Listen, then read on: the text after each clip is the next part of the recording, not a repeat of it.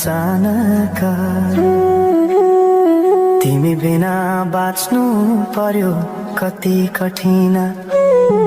हावाको लहरमा सुन्छु तिम्रो आवाज शून्य कोठामा प्रतिध्वनि जस्तो गाजा सम्झनाको बादल मनमा जम्छ रातको निद्रा फेरि कहाँ